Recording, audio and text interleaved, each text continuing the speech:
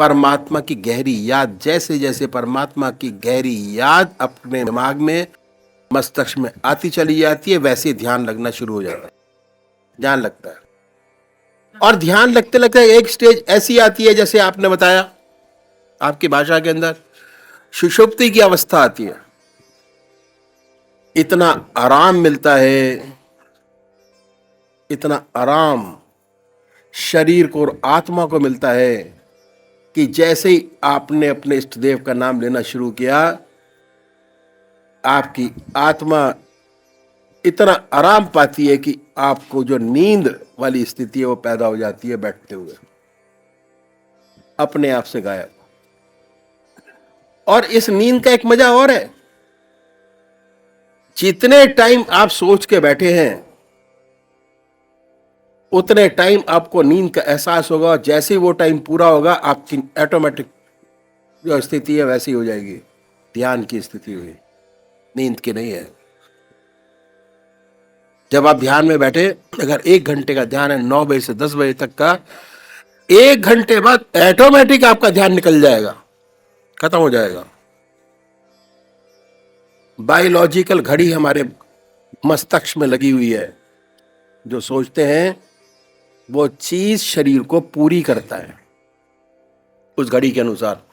अगर सुबह 4 बजे उठने की आदत है, एक बार प्रैक्टिस में 4 बजे अलार्म लगा लीजिए या मत लगाइए, मन के अंदर सोच के करिए कि भाई आज हमको ब्रह्म मुहूर्त में उठना है,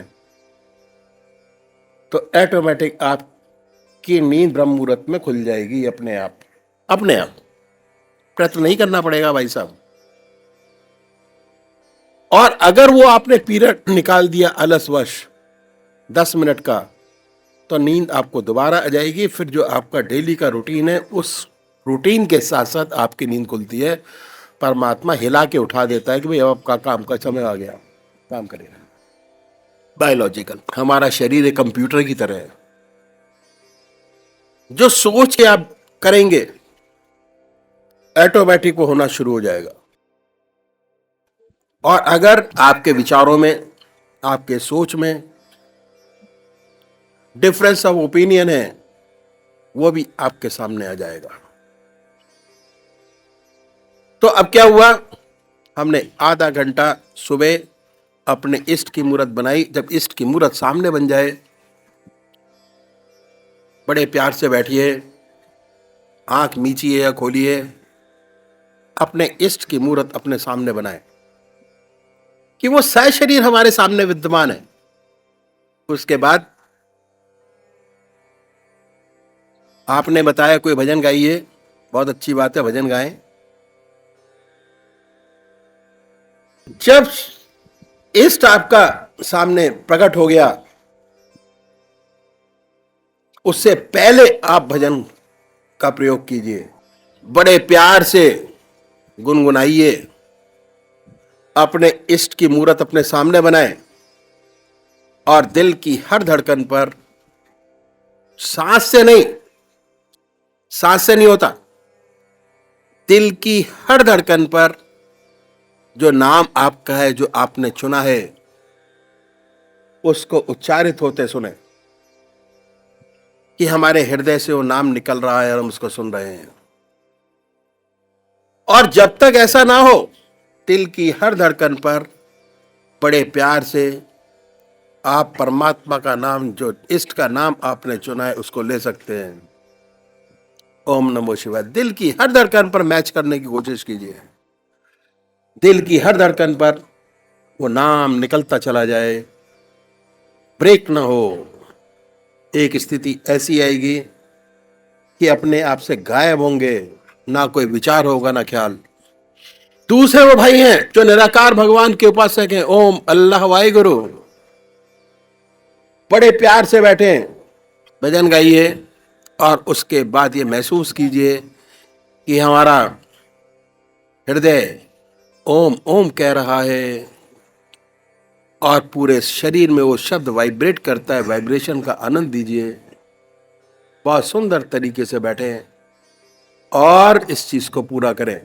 अभी एक भजन होगा और भजन के साथ साथ सभी भाई बहन अपने अपने इष्ट का ध्यान करेंगे। भवसागर निरयगमय पारा भवसागर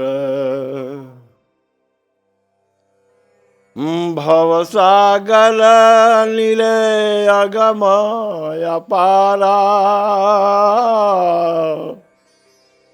डूब रही नहीं मिले किनारा।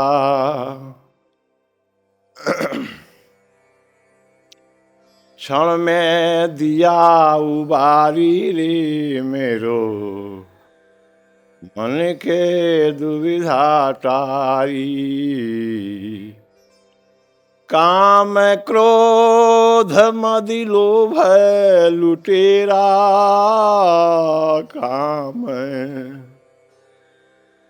काम क्रोध मदि लोभ लुटेरा। जन्म जन्म की बैरी मेरा सबको दीन ही मारी रे सबको दीन ही मारी रे मेरो मन के दुविधा टारी।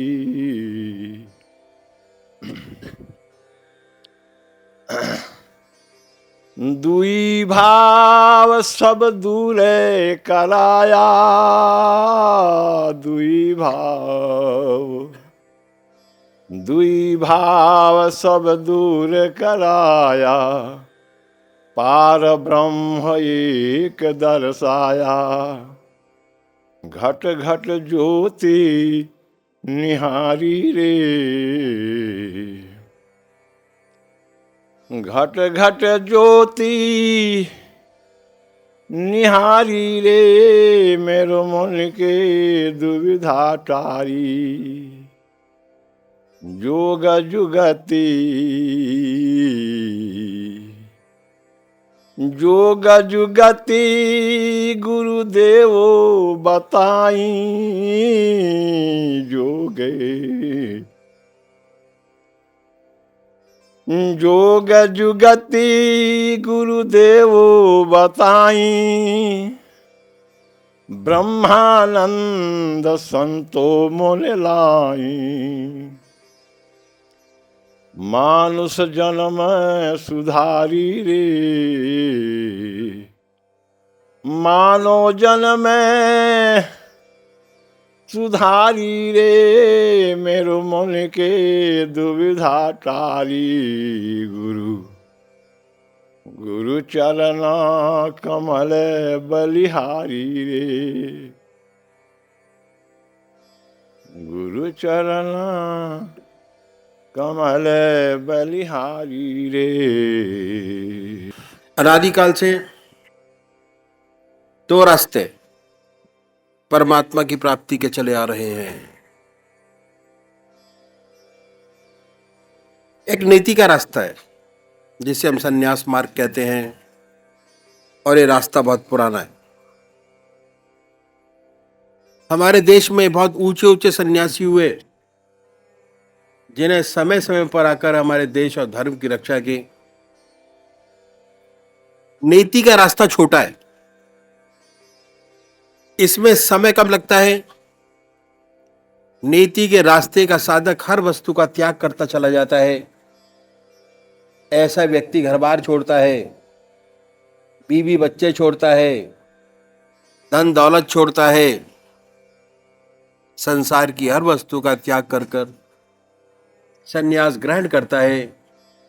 और संन्यास लेने के बाद उसके जीवन में एक ही काम रह जाता है, वो है परमात्मा की प्राप्ति, सारे कामों से छुटकारा।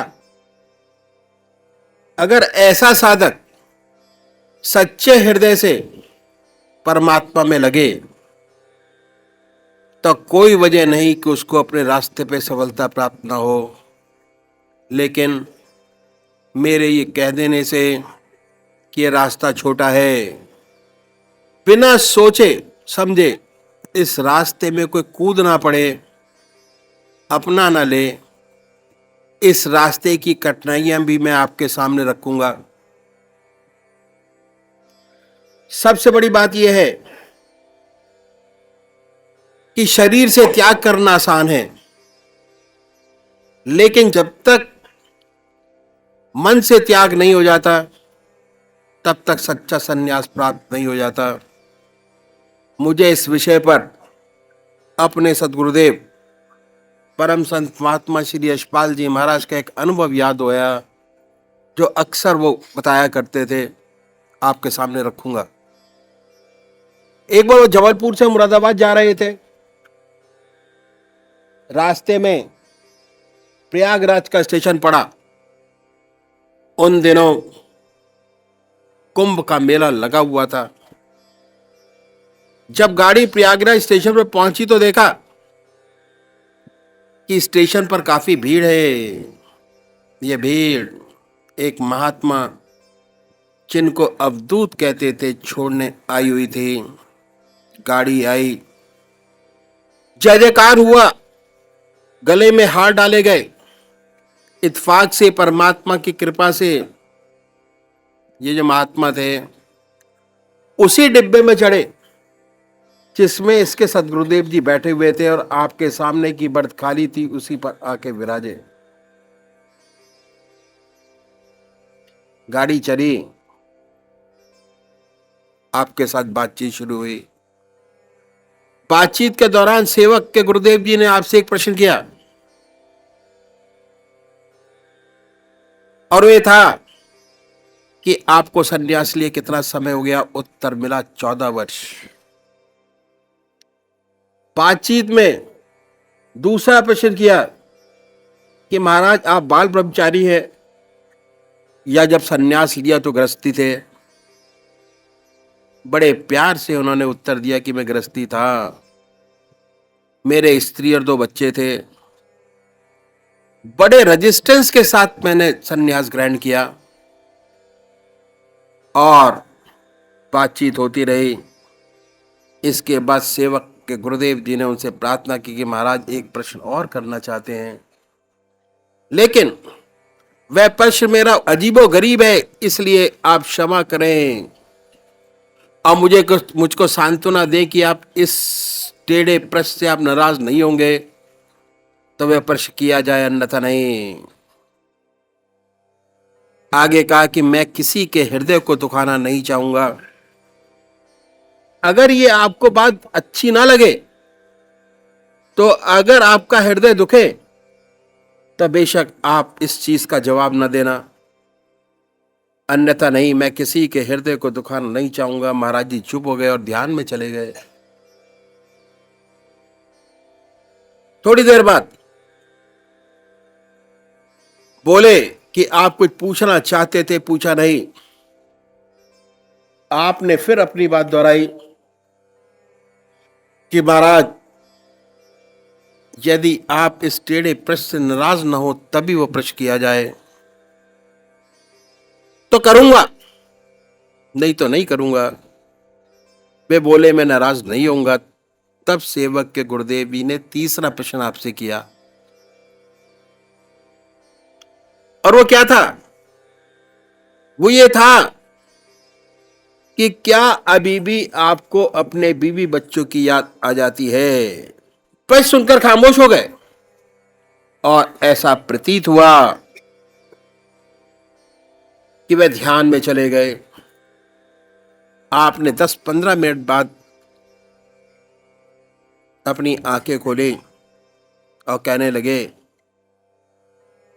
कि बच्चा, सत्य यही है कि आज भी हमें अपने बीवी बच्चों की याद आ जाती है, और खास तौर से जब मैं अपने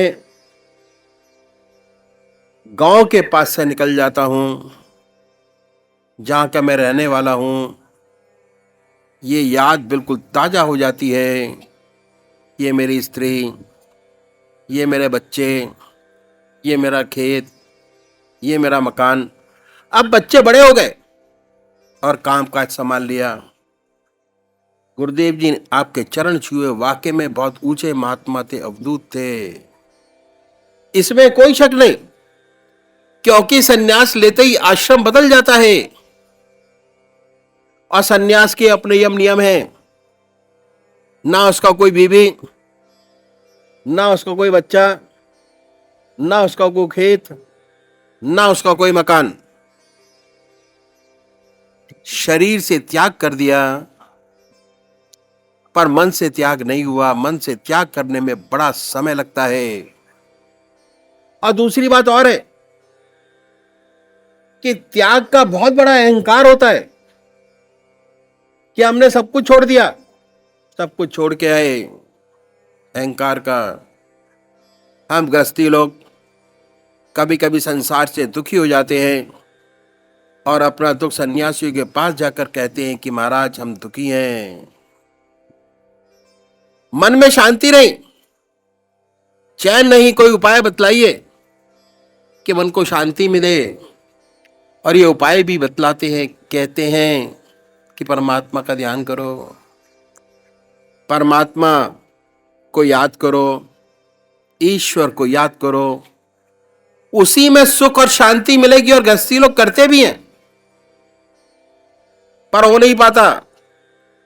जब नहीं हो पाता तो अक्सर ये सुनने में आ जाता है कि ये रास्ता सन्यासियों का है, आप तो गृहस्थी हो। तो सन्यासियों में शुरू से भावना हृदय में पैदा हो जाती है कि हम सर्व साधारण मनुष्य से कुछ अलग हैं, अलग मनुष्य हैं। सूक्ष्म अहंकार अंदर अंदर पैदा हो जाता है। अहंकार जहां है वह परमात्मा नहीं। दूसरी बात क्या है कि ज्यादातर व्यक्ति किसी न किसी परेशानी में पड़कर, दुखी होकर, वैराग्य पैदा हो जाता, सन्यास ले बैठते हैं। सन्यास लेने के बाद जीवन बदल जाता है। सन्यास के अपने नियम हैं, कठोर तपस्या, ब्रह्मचर्य, आसन की सिद्धि, प्राणायाम। बहुत से लोगों से तो बनता नहीं, और जिनसे बनता है वे कठोरता से अपने मन को साधते हैं। इस अभ्यास में दबाव रहता है, और दबाव के कारण बहुत सी रिद्धियां सिद्धियां प्राप्त हो जाती है। क्या होता है, ऐसे महात्मा संसार में आते हैं संसार की सेवा करने के लिए, लेकिन उनके काम, क्रोध, लोभ, मोह और अहंकार जो दुश्मन इस रास्ते के समूल नष्ट नहीं हुए होते, दब गए होते हैं अभ्यास के प्रेशर से। पर मालूम ऐसा होता है कि इन पर काबू हो गया, वास्तव में हुआ नहीं होता। और जब ये फिर दोबारा सांसारिक वस्तुओं से संपर्क में आते हैं तो बड़ी अनहोनी बातें सुनाई पड़ती हैं। तो वजह यही है, जब तक परमात्मा की सच्ची प्राप्ति नहीं हो जाती तब तक काम, क्रोध, लोभ, मोह और अहंकार से छुटकारा नहीं मिलता। जिन्हें प्राप्ति हो गई उनका इन पर नियंत्रण हो जाता है, ये उनके मित्र बन जाते हैं। ऐसा कोई उच्च कोटि का विरला होता है, और जो ऐसा होता है संसार का बड़ा कल्याण करता है, संसार को उससे बड़ा बल मिलता है।